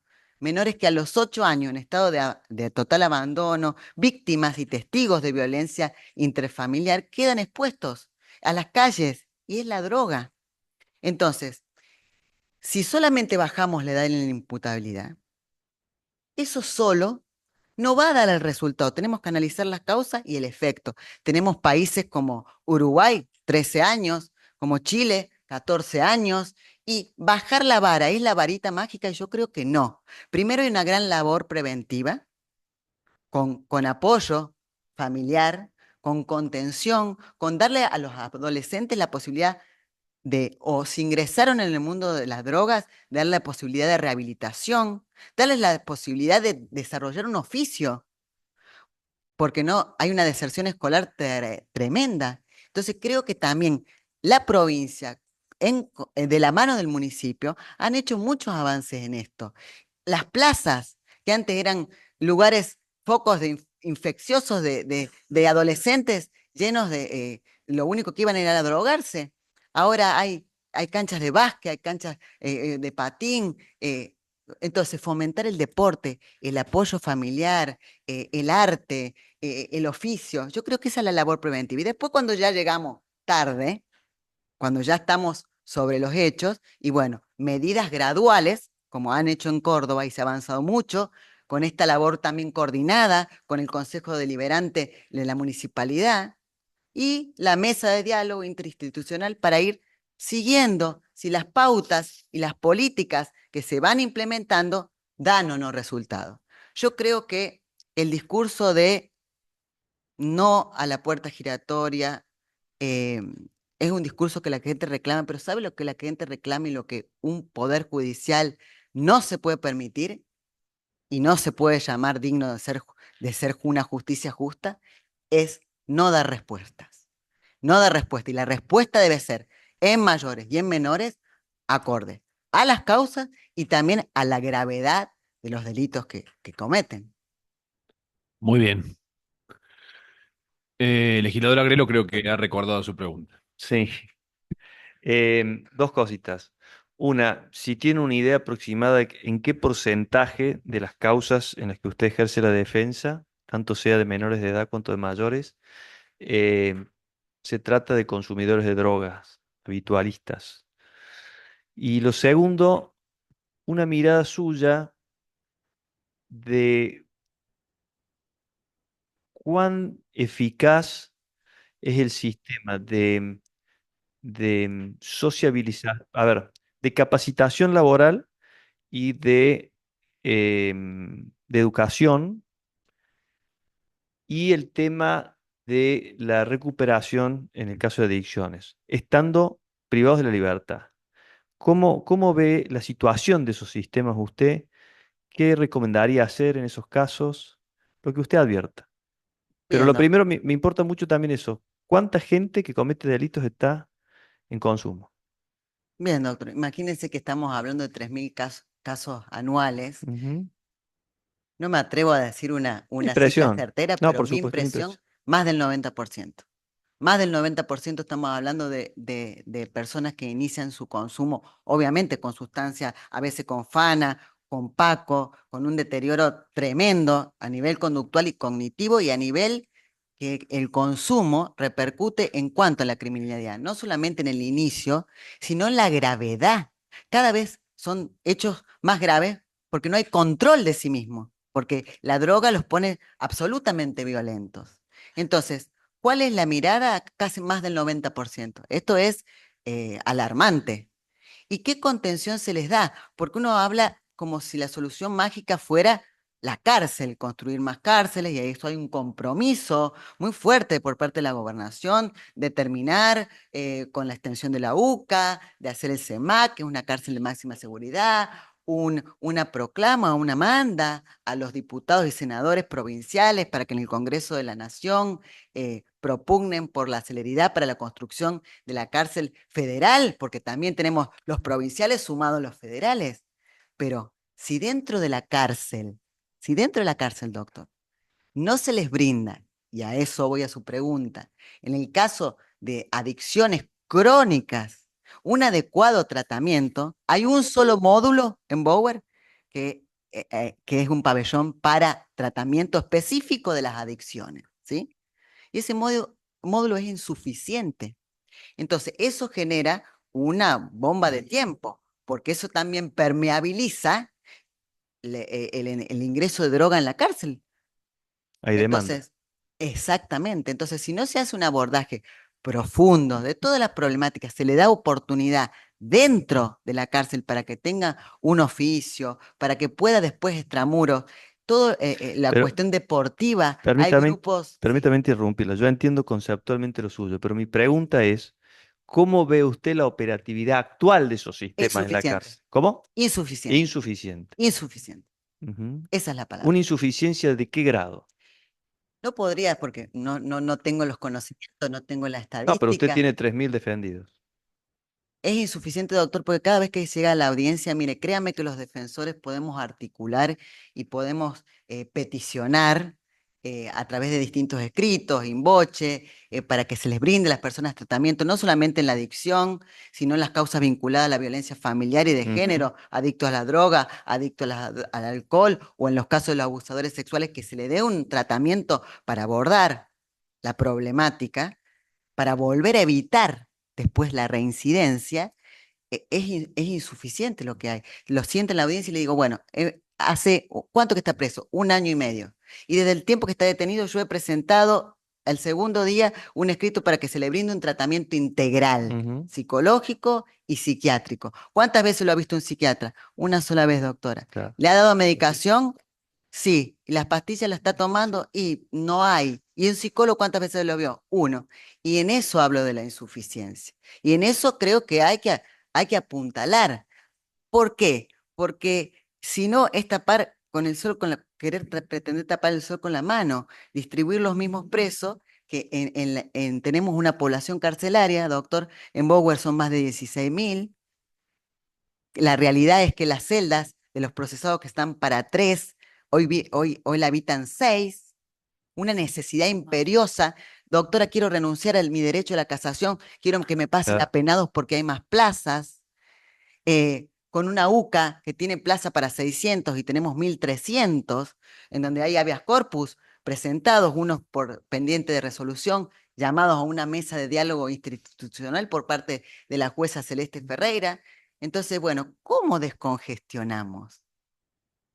¿Cómo descongestionamos? Y tenemos las herramientas. Yo creo que el sistema de flagrancia es una vía alternativa. Nos ha permitido, doctor, en 3 días, en promedio, ¿no? En 3 días, desde que la persona es privada de libertad, que se vaya con una solución anticipada, a término, que le da respuesta a la víctima y que no siempre es consistente en una pena.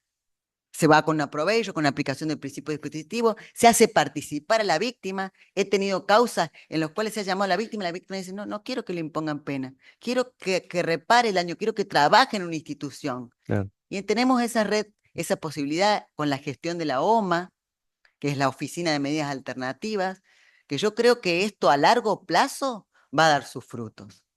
Permítame hacerle una última pregunta. ¿No? ¿Quiere irse? No, legislador, haga la pregunta tranquilo. No, por favor. Por favor, por Si favor. pudiera Bien. colaborar para solucionar. No, Pasa por que favor. yo a lo largo de este año y medio, a lo largo de este año y medio me he hecho de una fama un poco inquisitiva, entonces mis colegas a veces se quejan. Por ahí tienen razón, quizás. No hay problema, doctor. Eh, Para eso estoy. bueno, no, le quiero primero simplemente una reflexión, acordando con lo que usted dice, la simple privación de la libertad es una garantía de animalización de la persona. Es decir, vos metes una fiera hoy y dentro de 2 años sacas 2 fieras. Con lo cual coincido con usted, aunque coincido también en que los medios que se han instrumentado o puestos para esto son escasos. Usted me dice que está participando en la instrumentación del sistema de flagrancia. ¿Qué conocimientos tiene de lo que se vaya a hacer en la UCA o en Barrio Ampliación, en Barrio Residencial América? ¿Nos puede dar detalles de lo que usted conozca de eso? Mire, doctor, se han hecho como dos centros de recepción, uno que está pegado a Tribunales 2 y otro que está el que menciona. Sé que están avanzados en la construcción, no tenemos pendiente con el defensor general y los defensores adjuntos una visita para ver cómo va a ser la implementación con relación a las defensorías. Ha habido una petición, no sé si ha sido formal, pero que es por parte del Ministerio Público de la Defensa, el defensor oficial de 10 defensores para que sean especialistas en los casos de flagrancia. Y bueno, no sé qué avance habrá en cuanto a infraestructura, pero estamos pendientes. ¿Ustedes próxima. esperan que poder contener gente ahí de manera más o menos? La cuestión de la contención de la gente no nos corresponde a los defensores oficiales, ¿no? Con lo que me puedo hacer referencia a la necesidad de la defensa pública. Estamos hablando que yo, defensa de imputados, cuento con un auxiliar y un empleado. No se puede sostener un sistema de flagrancia que descongestionaría, y eso está en las estadísticas, el 70% de los casos de personas privadas de libertad, y no es menos. Entonces podemos tener la expectativa, queremos tener esa ilusión, esa expectativa de poder desde la Defensoría Pública contar con las herramientas para colaborar con el sistema. Muy bien, muchas gracias. De nada. Gracias, doctora. ¿Algún otro legislador va a hacer uso de la palabra? El legislador Hernández, por la plataforma digital, va a hacer uso de la palabra. Bueno, buenos días, doctor Hernando. Buenos días, doctora. Para preguntarle, ¿usted lleva 6 o 7 años en calidad de reemplazante? Sí, es así, doctor. 7 años en calidad de, bueno, ahora el término es defensora pública penal reemplazante y por haber rendido un concurso, digamos, afín para asesora letrada penal de multifuero del interior.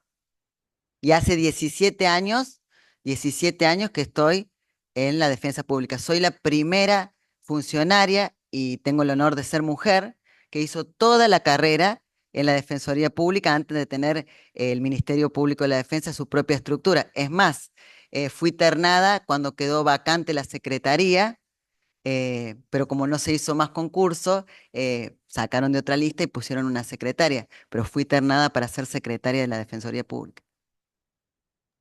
Bueno, muchas gracias. La segunda pregunta sería si usted tiene relación con el juez Gustavo Hidalgo o con el fiscal Marcelo Hidalgo. El fiscal de Cámara, Marcelo Hidalgo, es mi esposo, mi segundo esposo. Ah, bueno, muchas gracias. Bueno, y la última pregunta es su opinión sobre, ya, la verdad que ya ha tratado muchos de los temas que le quería consultar, pero sobre la reiterancia, la institución de la reiterancia, ¿qué opinión tiene? Mire, la cuestión de la reciente reforma de la ley 27785, que reformó al artículo 50, 58 del Código Penal y habló de la reiterancia, lo fue a nivel del Código Procesal Penal Federal. Digamos, no es una cuestión que nos atañe a nosotros. Introduce un concepto que ya el legislador cordobés en la reforma del año 2010. Perdón, perdón, doctora. No, no, Vamos a hacer lo posible para poder escucharla. Se ve que hay algún tipo de asamblea. voy a tratar de concentrarme, que en el año 2017 ya el legislador cordobés lo introduce como un indicio a analizar de peligrosidad procesal en concreto para analizar si procede o no y si efectivamente corresponde el dictado de la medida de coerción de la prisión preventiva. A nivel federal se define la reiterancia como aquellos casos en que una persona se encuentra imputada en varios procesos sin que haya tenido una sentencia. Entonces es importante e impacta, modifica el 210 del Código Procesal Penal Federal y es un parámetro muy importante a tener en cuenta para decidir en definitiva si una persona en el proceso actual en el cual se encuentra involucrado lo va a hacer privado de la libertad o en definitiva a viabilizarse otra salida alternativa. Pero Córdoba ya lo tiene incorporado en el 281 bis, como que se deberán analizar todos aquellos procesos, la actitud procesal que una persona que se encuentra imputada haya tenido con relación a otros procesos. No sé si es muy difícil concentrar. Muchas gracias, doctora. Le pido, Gracias, presidente. No hay no, por problema. favor, doctor Lerda, excede a nosotros legisladores el sonido que se escucha en el ambiente. Entiendo que no hay más legisladores que hayan solicitado la palabra, por lo cual hemos finalizado con usted. Muchísimas Yo le gracias. agradezco como presidente de la comisión que se haya llegado a esta legislatura de Córdoba, a esta comisión, y desearle éxitos en lo que será su nueva Muchas, función, seguramente. muchas gracias. Gracias. Para Gracias mí por el esfuerzo. es un honor haber podido compartir este día con ustedes y que me conozcan un poco más como profesional, pero sobre todo como persona. Gracias, doctora. Gracias. Muy amable. Gracias. Hasta luego.